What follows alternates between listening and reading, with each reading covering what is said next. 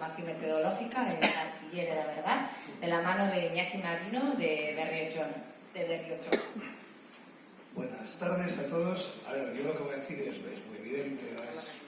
El religioso nos ocurrió en la primera oración hacer un proyecto de gamificación. ¿Cómo se me ocurrió? Porque soy curioso e inquieto, igual que vosotros. De hecho, alguien dijo que dejamos de aprender cuando la curiosidad nos abandona. Entonces, empecé a pensar que nuestro alumnado es curioso. De hecho, se pasan todo el tiempo que pueden en las redes sociales, curioseando en Instagram, YouTube, jugando a videojuegos. Y claro, el caso es que nuestras clases se aburren. Y al aburrirse se convierten en seres pasivos, obedientes, o eso es lo que nos gustaría. ¿Qué pasa? Que ellos tienen los ingredientes para aprender, para querer aprender, pero muchas veces los dejan en las puertas de clase para entrar y estar durante horas escuchando datos y más datos para luego, como dicen ellos, escupirlos sin más.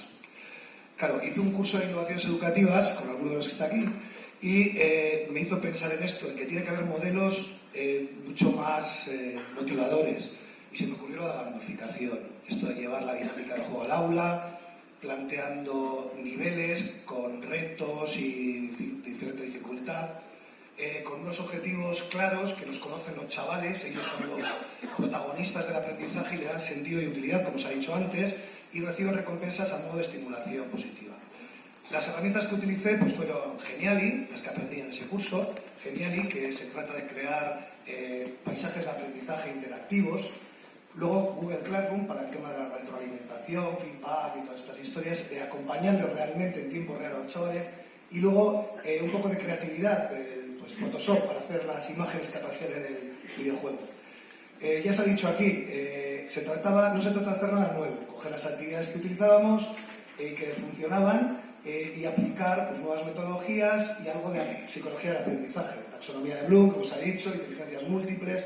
Entonces, lo que hacíamos era hacer grupos de trabajo siguiendo un poco el tema del trabajo cooperativo, de tal manera que se creaban unas relaciones de trabajo muy interesantes, cada uno aportaba sus habilidades y al final lo que ocurre es que aprenden todos. Y eso es muy importante para mí. Y es lo que experimentaba en este trabajo. Para ello utilicé la plataforma Google Classroom. Allí compartí con ellos pues, la hoja control de las actividades y luego compartí la rúbrica. Muy importante, lo habéis dicho antes. Los chavales tienen que saber los objetivos que pretendemos, qué tienen que saber. No después en la nota, sino antes, mientras lo van trabajando. Y luego el juego. Ahí tenéis la primera página del juego, que es para motivar, introducía un poquitín el juego. Es sobre el sentido de la vida y aparecía un chaval en bicicleta en búsqueda, buscando el sentido de la vida, que es el hilo conductor de todas las diapositivas. Y están ahí los objetivos que íbamos a seguir hasta llegar a crear algo, siguiendo un poco los objetivos de la taxonomía de Bloom e inteligencias múltiples. Entramos en el juego y vemos cómo pues, hay unos caminos a recorrer con distintas preguntas. Normalmente son preguntas heterogéneas, vídeos, audios, enlaces a páginas web, textos, y eso nos posibilita también respuestas heterogéneas. También están ordenadas y secuenciadas según la taxonomía de Bloom para que al final lleguen a crear algo, que luego os comento un poquitín en qué consiste, qué es lo que tienen que crear. Son mini proyectos. Bueno, vamos a ver que acaben un poquitín la visualización de las diapositivas. Hasta la última. Es clase de religión e intentamos sorprender un poquitín a los chavales con este tipo de actividades. Funcionaba así, tocan en una actividad, les sale la actividad, en este caso era visionar un vídeo y buscar las distintas acepciones de la palabra sentido. Veían el vídeo y escribían la respuesta común del grupo en la hoja de control. Porque inmediatamente el profesor ya tiene constancia de todo lo que están haciendo. En tiempo real les acompaña en el proceso de aprendizaje. No le pones una nota después, sino que le vas acompañando, asesorando cómo tienen que mejorar, pero está muy bien, o yo que tú cambiaba un poquitín esto, lo daba otro formato, ahora pondría algún argumento, algún ejemplo, y eso hace que realmente les acompañemos en el aprendizaje, según lo que vemos.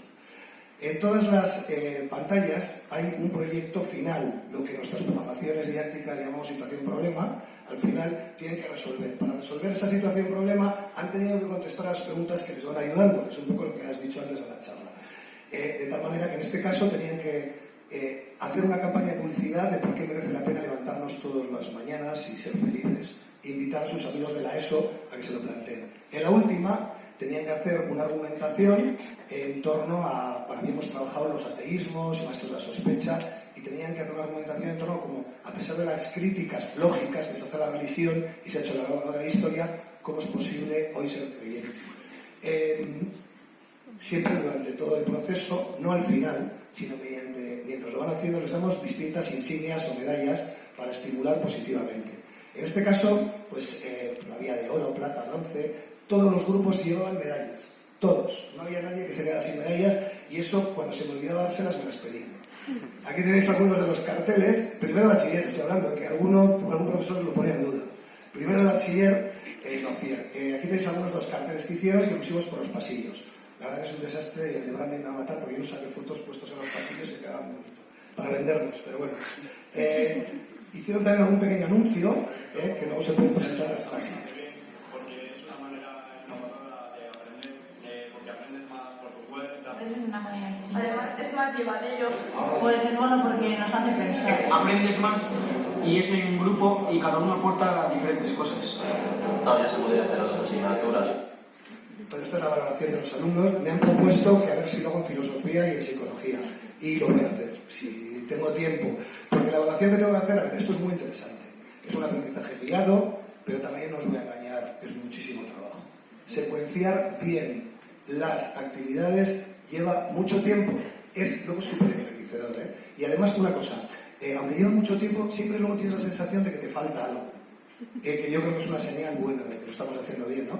Que siempre lo podemos mejorar. Yo me vine arriba y puse muchísimas actividades. Al principio, y luego decía, no, hay que recortarles, decía los chavales, decía, no, hay que hacerlas, no haberlas puesto. Entonces, yo creo que estaban motivados, les gustaba, y a mí me parece una experiencia maravillosa.